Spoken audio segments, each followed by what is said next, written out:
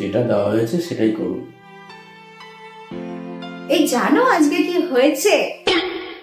আজকে তুমিও শুনলে বলবে আমিও তোমার থেকে কম বুদ্ধিমান নই। সবসময় তুমি বলো না আমার বুদ্ধি কম বুদ্ধি কম। আজকে আমি এমন কাজ করেছি যে তুমিও বলবে যে হ্যাঁ তোমার তো সত্যি বুদ্ধি আছে, আমি ভুল করেছি। আবার কি বুদ্ধিমানের কাজ করলে আজকে শুনি? আজকে আমি তো শপিং এ গেছিলাম, তোমাকে বললামই। আর সেখানে গিয়ে হঠাৎ করে আমার রিচার্জ শেষ হয়ে গেছে। আজকে রিচার্জের লাস্ট ডেট আমার মনেই ছিল না। আর আশেপাশে দোকান খুঁজে দেখলাম একটাই দোকান ছিল। আর রিচার্জ করাতে গিয়ে যেই না রিচার্জ করাতে গিয়েছি অমনি সুযোগ বুঝে আমার নাম্বার চেয়েছে।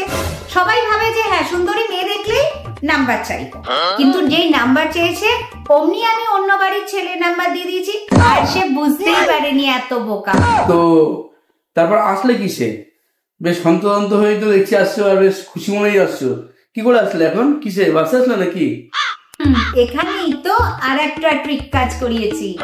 আমাকে বললো দোকান বন্ধই করছিলাম দিদিভাই, আপনাকে কি ড্রপ করে দেবো? তা আমি বললাম হ্যাঁ ড্রপ করে দিন।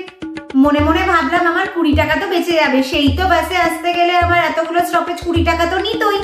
আমি ভাবলাম আজকে 20 টাকাটা বাঁচিয়ে নি, চলো বিকেলে তাহলে বন্ধুদের সাথে গিয়ে বেশ ফুচকা খাওয়া হবে।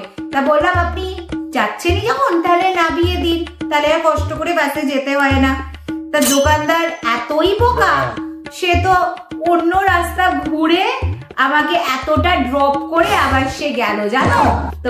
20 টাকা তো বাঁচিয়ে নিলাম, দেখো আমার কত বুদ্ধি। এবার তো তুমি বলবে যে আমি বুদ্ধিমান। বলো কি? हरि राम कृष्ण जगन्नाथ प्रेमानंद।